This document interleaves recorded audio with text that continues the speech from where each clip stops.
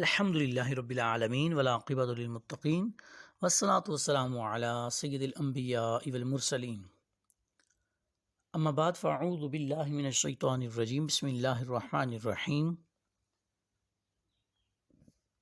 تمام دیکھنے اور سننے والوں کی خدمت میں السلام علیکم ورحمۃ اللہ وبرکاتہ۔ جی معزز سامعین، آج ہم 14ویں پارے کے خلاصہ تفسیر کے ساتھ آپ کی خدمت میں حاضر ہیں۔ 14ویں پارے کی پہلی آیت کا شان نزول یہ ہے، حدیث میں ہے کہ اہل جہنم جب جہنم میں جمع ہوں گے تو جہنمی ان گناہگار مسلمانوں پر تان کریں گے کہ تم تو مسلمان تھے، پھر بھی ہمارے ساتھ جہنم میں جل رہے ہو۔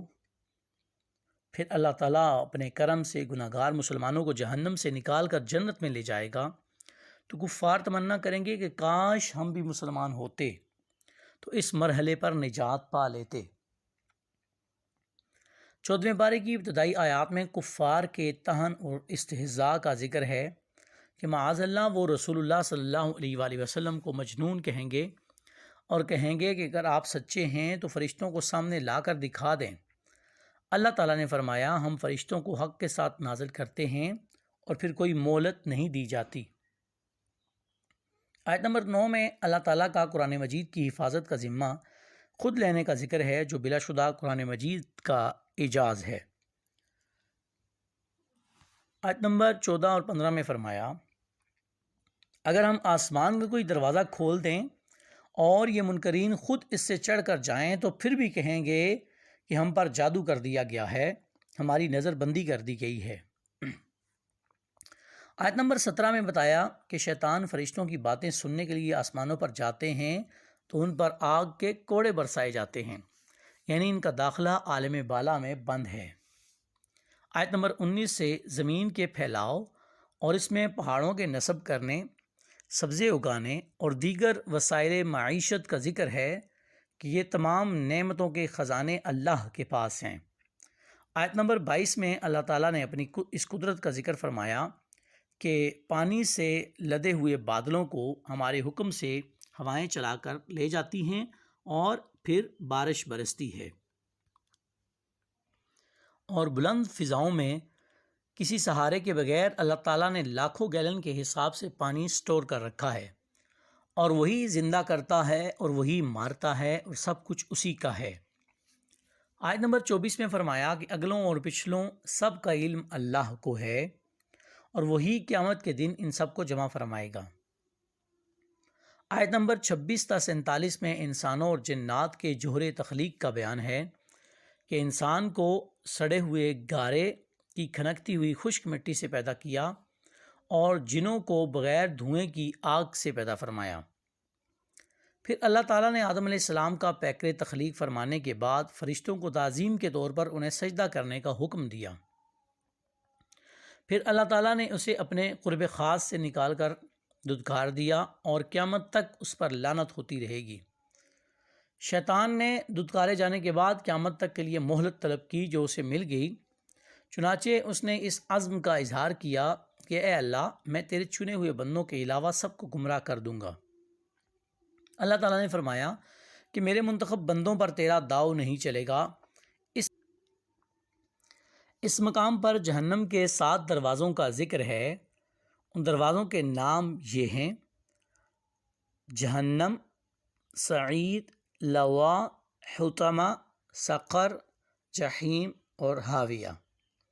اس مقام پر یہ بھی بتایا کہ اہل جنت کے دل کینوں سے پاک ہوں گے اور وہ اعزاز و اکرام کے ساتھ ایک دوسرے کے مقابل مسندوں پر بیٹھے ہوئے ہوں گے۔ آیت نمبر 49 اور 50 میں فرمایا کہ میرے بندوں کو میرے غفور و رحیم ہونے کی خبر دیجیے، اور یہ کہ میرا عذاب دردناک عذاب ہے، یعنی خوف اور رجا دونوں کو اختیار کرنا چاہیے۔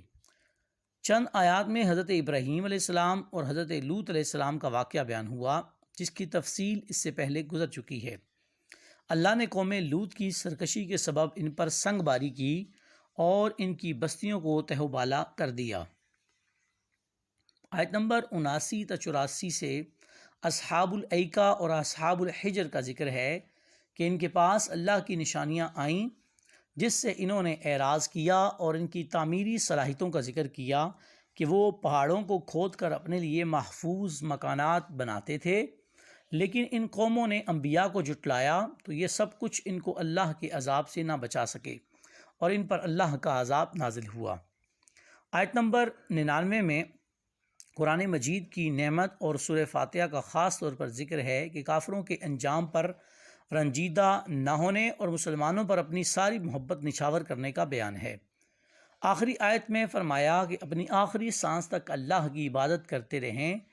اس آیت میں ان لوگوں کے لیے عبرت ہے جو شریعت پر عمل کے بغیر ولایت کے دعوے دار ہیں۔ اس کے بعد سورہ نحل کا آغاز ہوتا ہے۔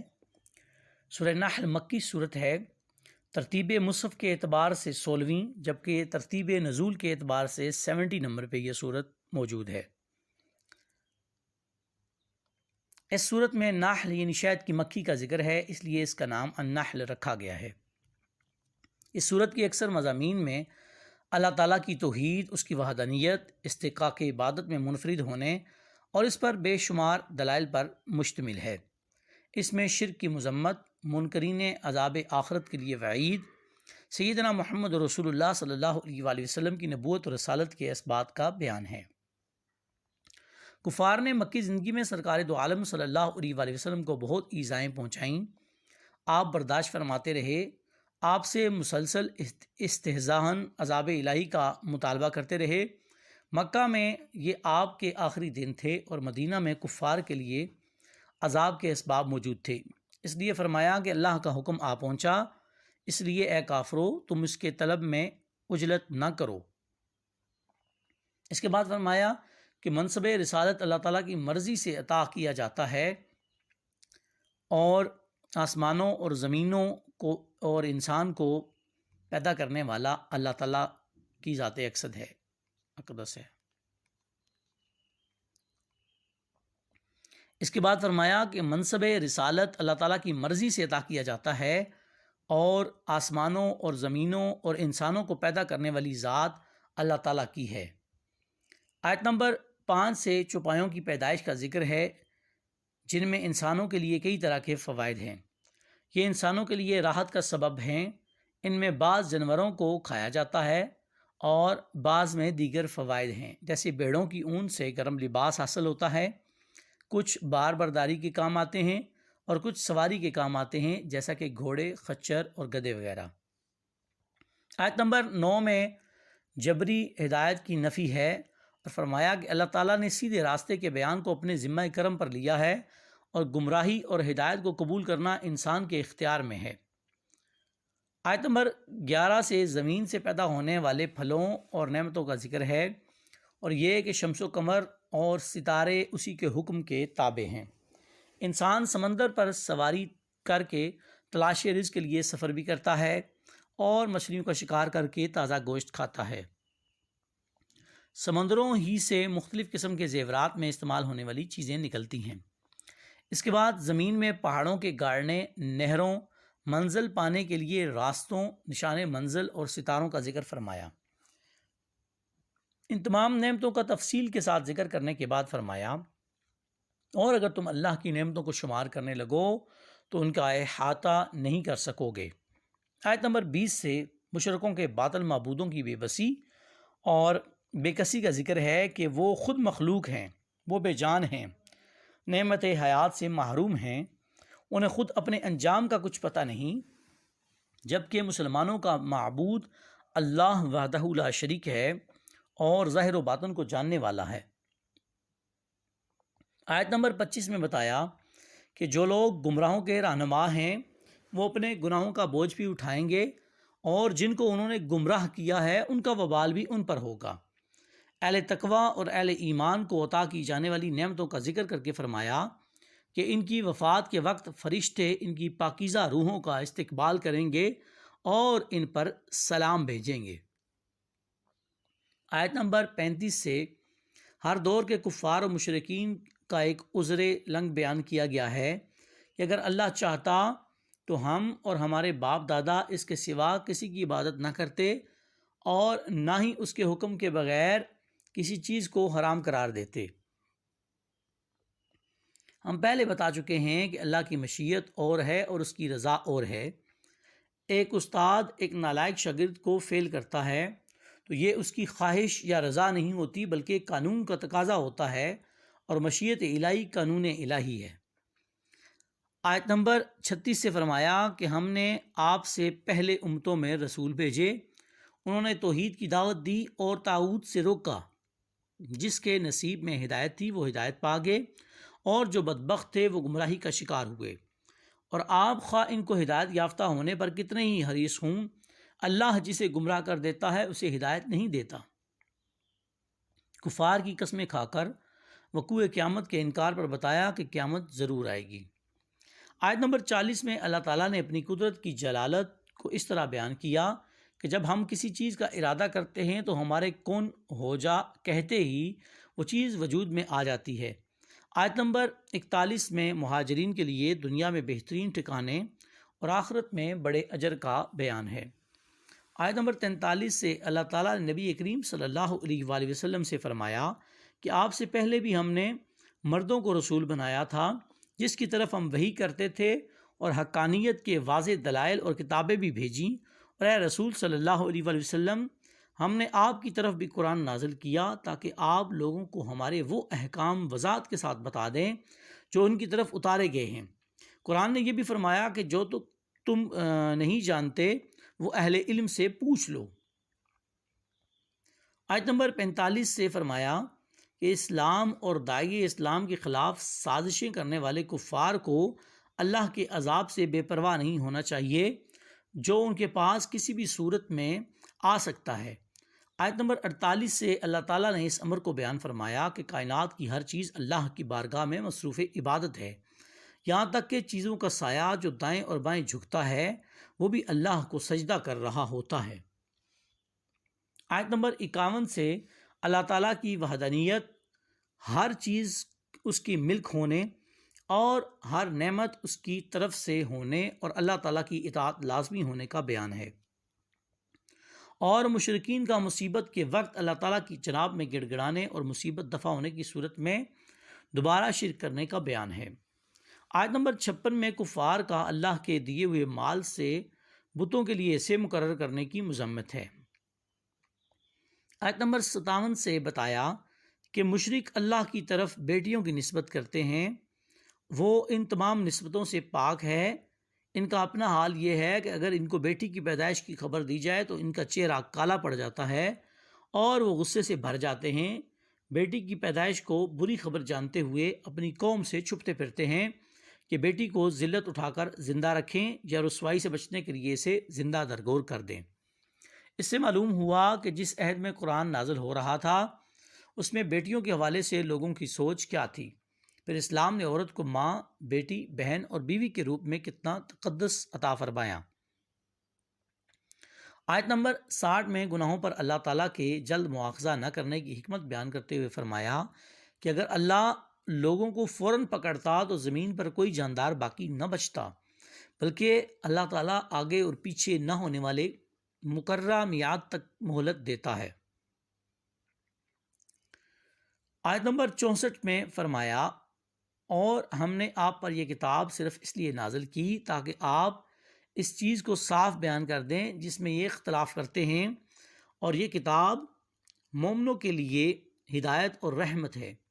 آیت نمبر 66 سے اللہ تعالیٰ قدرت کی نشانیاں بیان کی گئی ہیں کہ دودھ دینے والے جانوروں کے پیٹ میں خوراک جاتی ہے اور ان کے معدے کے ایک ہی کارخانے میں رنگین، بدبودار اور ناپاک گوبر پیدا ہوتا ہے اور خون بنتا ہے، اور ان دونوں ناپاک رنگین چیزوں کے درمیان ہی میں چاندنی کی طرح چمکتا ہوا صاف، شفاف، سفید اور پاکیزہ دودھ بنتا ہے، اور کھجور اور انگور کے پھلوں سے رزق اور میٹھے شربت بننے کے عمل میں عقل مندوں کے لیے نشانیاں ہیں۔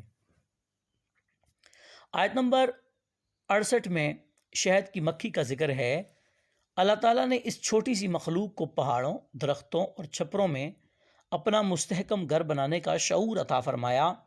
پھر شہد کی مکھی طرح طرح کے پھلوں کا رس چوس کر آتی ہے اور اس کے معدے کے کارخانے میں شہد بنتا ہے جس میں انسانیت کے لیے شفا ہے۔ آیت نمبر 70 میں انسان کی پیدائش، وفات اور بڑھاپے کا طاری کرنا اللہ تعالیٰ کی طرف سے ہونے کا بیان ہے۔ آیت نمبر 71 سے 72 تک آیت نمبر 71 سے 72 سے آیت نمبر 71 تا 72 سے اللہ تعالیٰ نے فرمایا کہ اس نے اپنی حکمت سے بعض لوگوں کو بعض پر روزی میں فضیلت عطا کی۔ اللہ تعالیٰ نے انسانوں میں سے ہی انسانوں کے لیے جوڑے بنائے اور پھر بیٹوں اور پوتوں یعنی اولاد کی نعمت عطا کی اور پاکیزہ رزق عطا کیا۔ پھر بھی لوگ اللہ کی نعمتوں کی ناشکری کرتے ہیں۔ آیت نمبر 75 سے اللہ تعالیٰ مثال بیان فرماتا ہے کہ ایک مجبور اور بے اختیار غلام ہے جو کسی چیز کا مالک نہیں ہے، اور دوسرا وہ ہے جس کے پاس رزق کی فراوانی ہے اور ظاہراً اور پوشیدہ طور پر اس میں سے خرچ کرتا ہے۔ اسی طرح ایک شخص گونگا ہے اور کوئی کام نہیں کر سکتا، وہ اپنے مالک پر بوجھ ہے، جہاں بھی اسے بھیجا جائے کوئی خیر کی خبر نہیں لاتا۔ اور دوسرا وہ شخص ہے جو رائے راست پر ہے اور نیکی کا حکم دیتا ہے۔ کیا یہ دونوں برابر ہو سکتے ہیں؟ یعنی جب بے اختیار اور با اختیار، بے فیض اور فیض رساں بندے برابر نہیں ہو سکتے تو بت اللہ کے برابر کیسے ہو سکتے ہیں؟ اگلی آیت میں فرمایا کہ قیامت پلک جھپکنے یا اس سے بھی کم وقت میں قائم ہو جائے گی۔ اگلی آیت میں فرمایا کہ اللہ نے تمہیں سننے، دیکھنے اور سمجھنے کی صلاحیتیں عطا کیں تاکہ تم اللہ کے شکر گزار بندے بنو۔ آیت نمبر 79 میں فرمایا کہ جو پرندے فضاؤں میں اڑتے ہیں انہیں اللہ ہی تو بغیر کسی سہارے کے فضا میں قرار عطا کرتا ہے۔ آیت نمبر 80 میں آرام دہ گھروں، جانوروں کی کھالوں، مویشیوں کی اون، پشم اور بالوں سے حاصل ہونے والے فوائد کا ذکر ہے۔ چیزوں کے سایہ کرنے، پہاڑوں میں پناہ گاہوں، گرمی اور جنگ سے بچانے والے لباس جیسی نعمتوں کا ذکر ہے۔ یعنی یہ سب چیزیں اللہ تعالیٰ کی قدرت کا شاہکار ہیں۔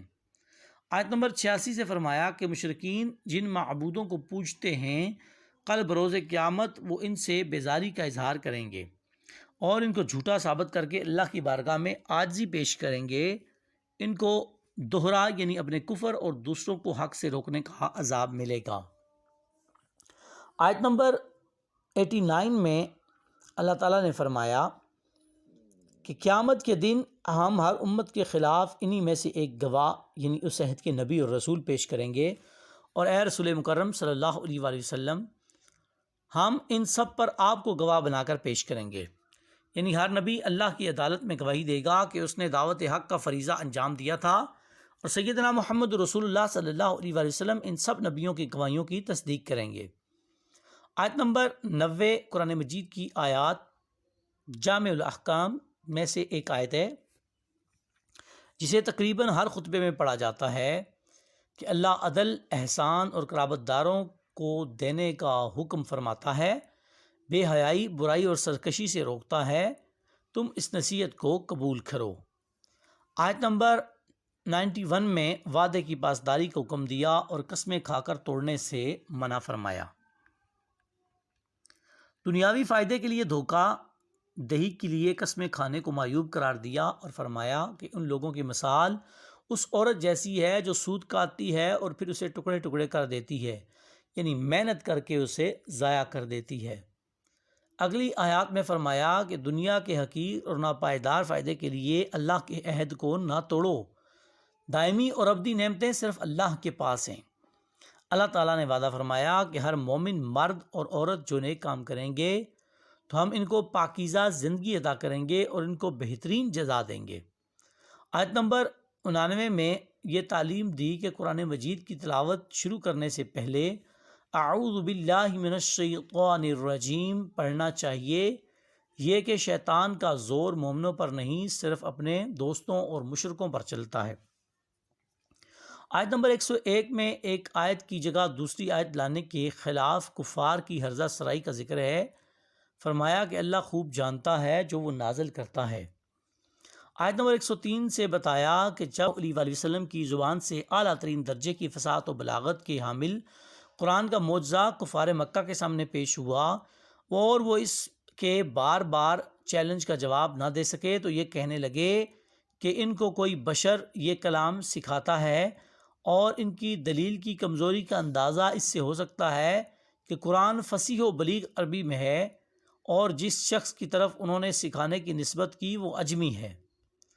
آیت نمبر 106 میں ایک حکم بیان ہوا کہ اگر کوئی مسلمان کفار کے نرغے میں آ جائے اور کافر اسے قتل کرنے کی دھمکی دے کر کلمہ کفر کہنے پر مجبور کریں، اگرچہ عزیمت تو یہ ہے کہ جان چلی جائے مگر کلمہ کفر زبان پر نہ آئے، مگر پھر بھی کم ہمت لوگوں کو یہ رخصت دی گئی ہے کہ اگر دل میں ایمان قائم ہے تو جان بچانے کے لیے کلمہ کفر کہنے سے انسان ایمان سے محروم نہیں ہوتا۔ آیت نمبر 112 میں اللہ تعالیٰ ایک بستی کی مثال بیان کرتا ہے کہ وہ بستی بے خوف و خطر تھی، ہر طرف سے اطمینان تھا، ہر جگہ سے بستی والوں کے لیے کشادہ روزی آتی تھی۔ پھر انہوں نے اللہ کی نعمتوں کی ناشکری کی تو اللہ تعالیٰ نے ان کی بدعمالیوں کے سبب ان کو بھوک، خوف کے لباس کا مزہ چکھایا، یعنی ان پر بھوک اور خوف کو ایک عذاب کی صورت میں مسلط کر دیا۔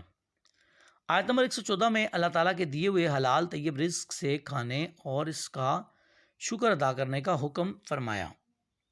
آیت نمبر 115 میں اللہ تعالیٰ نے 4 محرمات قطعیہ کا ذکر کرنے کے بعد فرمایا کہ اگر کوئی حالت اضطرار میں ہو اور جان بچانے کے لیے کوئی حلال چیز میسر نہ آئے تو محض جان بچانے کی حد تک وہ ان سے استفادہ کر سکتا ہے۔ آیت نمبر 116 میں خود ساختہ حلال اور حرام کے قوانین مقرر کرنے کی مذمت کی گئی ہے۔ آیت نمبر 119 میں ایک بار پھر اس رعایت کا بیان ہوا کہ اگر بندہ نادانی میں گناہ کر بیٹھے اور احساس ہونے پر سچے دل سے توبہ کر کے نیکی پر کاربند ہو جائے تو اللہ تعالیٰ گناہوں کو معاف کر دیتا ہے۔ آیت نمبر 120 سے حضرت ابراہیم علیہ السلام کی آیت نمبر 120 میں حضرت ابراہیم علیہ السلام کی صفات کریمہ کا بیان ہوا ہے کہ وہ اپنی ذات میں ایک امت تھے، توحید پر قائم اور شرک سے دور تھے، اللہ کی نعمتوں کے شکر گزار تھے، اور اللہ نے انہیں صراط مستقیم کی ہدایت سے نوازا تھا، انہیں دنیا میں بھی اچھائی عطا فرمائی اور وہ آخرت میں بھی نیکوکاروں میں سے ہوں گے۔ آیت نمبر 123 میں رسول اللہ صلی اللہ علیہ وآلہ وسلم کو ملت ابراہیمی کی پیروی کا حکم دیا۔ آیت نمبر 125 میں دعوت دین کے اسلوب کو بیان کیا گیا کہ اپنے رب کی راہ کی طرف حکمت اور عمدہ نصیحت کے ساتھ بلاؤ، اور اگر بحث کی نوبت آئے تو احسن طریقے سے حجت قائم کرو، اور مشکلات میں صبر و تحمل کا مظاہرہ کرو کہ صبر کی توفیق اللہ کی عطا سے ملتی ہے اور اس کا بدلہ بھی اللہ تعالیٰ ہی دیتا ہے۔ آخر میں فرمایا کہ اللہ تقوی اختیار کرنے والوں اور نیک کام کرنے والوں کے ساتھ ہے۔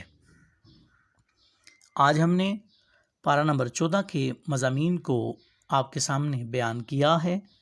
دعا ہے اللہ رب العالمین ہم سے کوئی غلطی اور کوتاہی ہو گئی ہو تو اپنے فضل، اپنے کرم، اپنی رحمت سے معافی عطا فرمائے، اور ہمیں قرآن مجید فرقان حمید پر صحیح معنوں میں عمل کرنے کی توفیق عطا فرمائے۔